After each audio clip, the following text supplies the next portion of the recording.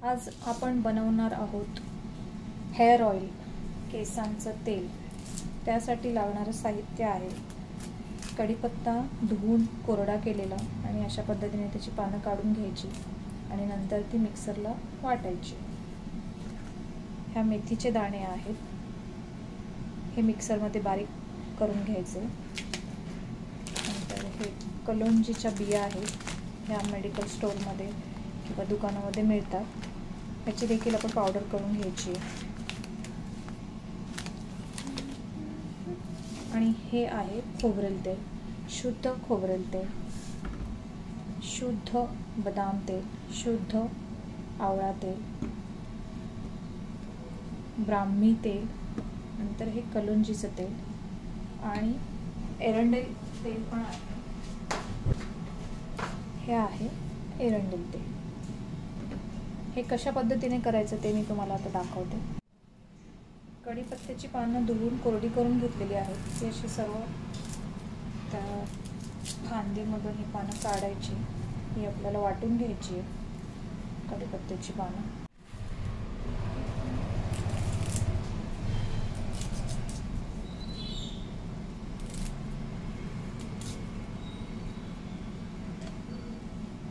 जास्वंदाची फुलं घ्यायची असली तर तुम्ही जास्वंदाची फुलं घेऊ शकता, लाल जास्वंदाची फुलं।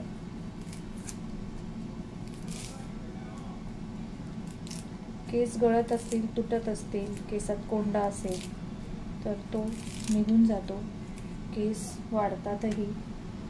आठवड्यातून 1, 2 किंवा जास्तीत जास्त 3 वेळा रात्री डोक्याला ह्या तेलाने मसाज करायचा केसांना।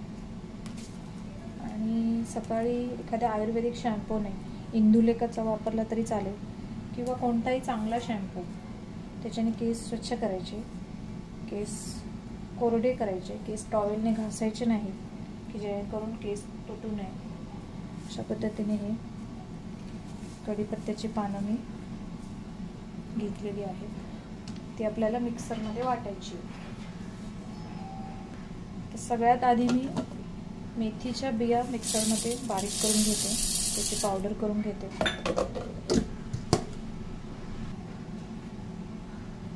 तुम्ही पाहू शकता अशा पद्धतीची पावडर सरबरीत असली तरी चालते, जेणेकरून तेलामध्ये छानपैकी ते मिक्स झालं पाहिजे, त्या मेथीचा अर्क उतरला पाहिजे, म्हणून ते मेथीचे दाणे बारीक करायचे।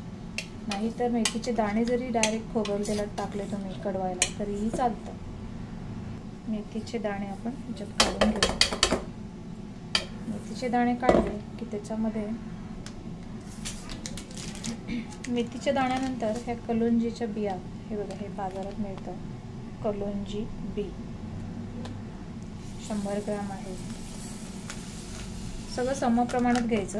मेथीचे दाणे 100 ग्रॅम, कलोंजीच्या बिया 100 ग्रॅम, ह्या देखील आपण आता वाटून घेणार आहोत। एकीकडे आपण गॅस चालू करून त्याच्यावर पातेलं ठेवायचं, पातेलं स्वच्छ घालून। पूर्ण 1 लिटर घेणार आहे। हे केसांचं तेल जे आहे त्याचे ते साधारण 1 ते 1.5 वर्ष टिकतं। माझ्याकडचं तर 2 वर्ष टिकलं होतं, अजिबात खोमट होत नाही। अशा पद्धतीने हे कलोंजीच्या बिया मी वाटून घेतल्या, त्याची पावडर करून घेतली। सगळ्यात आधी आपण शुद्ध खोबरेल तेलामध्ये हे मेथीच्या दाण्याची पावडर टाकणार आहोत। त्याचा सुगंध इतका छान येतो ना घरात, सेम मला मेथी आवडते, त्यामुळे थोडंसं हलवायचं बारीक ह्याच्यावर।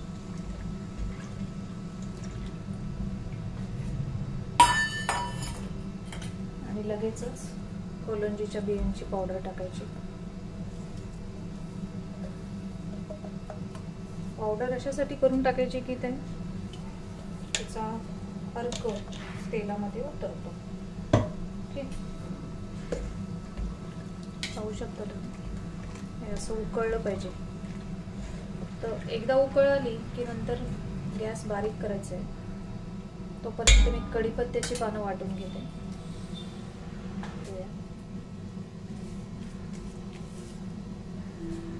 मला आता ब्राह्मीची पानं किंवा अजून काही मिळालं असतं तर मी ते सुद्धा वाटून टाकलं असतं. आता कढीपत्ता, मेथी आणि कलंजीच्या बिया 3च प्रकार मी वाटून टाकणार आहे तेलामध्ये. पाहू शकता कढीपत्त्याच्या पानांची अशी पावडर केलेली आहे, ही आता आपण तेलात टाकणार आहोत.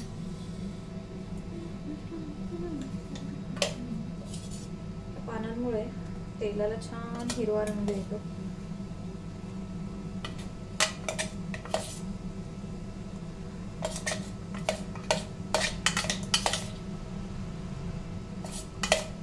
तेल उकळलं की ह्याच्यात जो काही पाण्याचा अंश असेल तो निघून जातो आणि तेलामध्ये फक्त कढीपत्त्याचा अर्क राहतो. कढीपत्ता, कलंजीच्या बिया आणि मेथीच्या दाण्यांचा अर्क.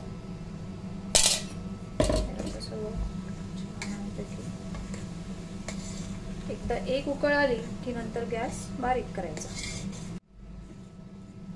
मेथीच्या दाण्याची पावडर, कलंजीच्या बिया त्याची पावडर, कढीपत्त्याची पाने धुवून कोरडी करून त्याची पावडर केली आणि ह्या 3 गोष्टी शुद्ध खोबरेल तेलामध्ये टाकून आपण उकळवल्या.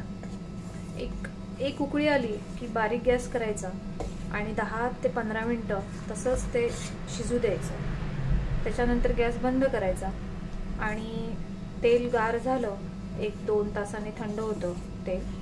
त्याच्यानंतर 7 ते 8 दिवस हे सर्व जिन्नस एकत्र असेच ठेवून द्यायचे आणि मग तो अर्क पूर्ण उतरला की त्याच्यानंतर तेल गाळून घ्यायचं आणि त्या तेलामध्ये प्युअर शुद्ध बदाम ऑइल, नंतर एरंडेल तेल, शुद्ध ब्राह्मी तेल, कलंजीचं तेल थोडंसं मी पुन्हा ॲड करते, त्याच्यानंतर आवळ्याचं तेल, अशी तेलं मिक्स करायची आणि पॅक बंद बॉटलमध्ये तेल भरून ठेवायचं.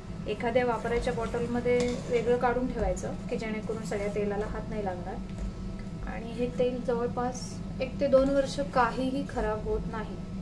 म्हणजे कुठलंही प्रिझर्वेटिव्ह याच्यामध्ये टाकलं नाही तरी ते खराब होत नाही. करून बघा.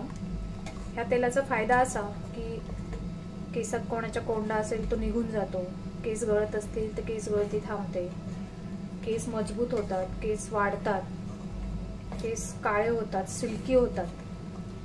फक्त आठवड्यातून 2 ते 3 वेळा केसांना हलक्या हाताने मसाज करायचा या तेलाने आणि त्याच्यानंतर दुसऱ्या दिवशी केस एखाद्या आयुर्वेदिक शॅम्पूने धुवायचे. शक्यतोवर इंदुलेखाचा आयुर्वेदिक शॅम्पू वापरायचा किंवा दुसरा कोणताही तुम्ही जो वापरत असाल तो, किंवा डव शॅम्पू वापरला तरी चालतो. शॅम्पू वापरताना नेहमी शॅम्पू डोक्याला लावला की 2 ते 3 मिनटं तरी ठेवावा की जेणेकरून शॅम्पूचे जे पोषक तत्व असतात ते केसांना लागतात आणि केसांमध्ये जर कोंडा वगैरे असेल तर तो निघून जातो.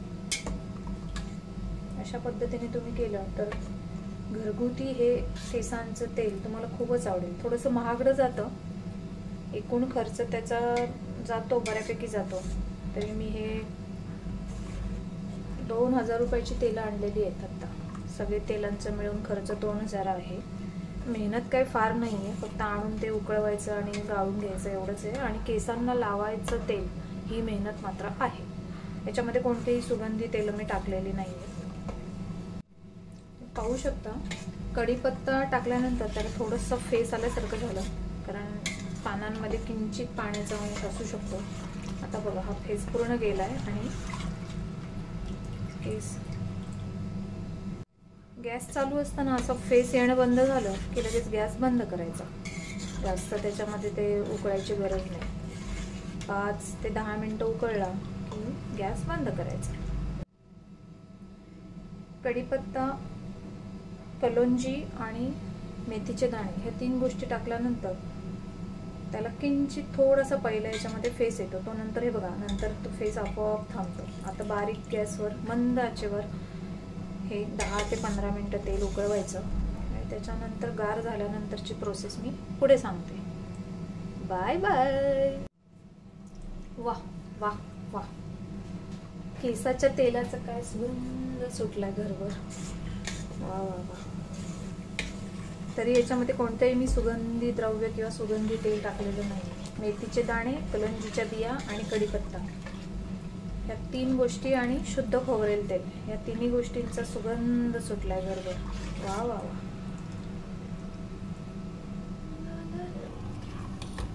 घरगुती केसांचा सिरम, केसांचं पोषण. रेसिपी हवी असल्यास देईन नक्की.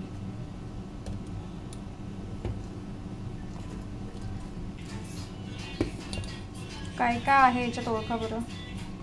कढीपत्ता, मेथीचे दाणे, जवस, तांदूळ, लवंग,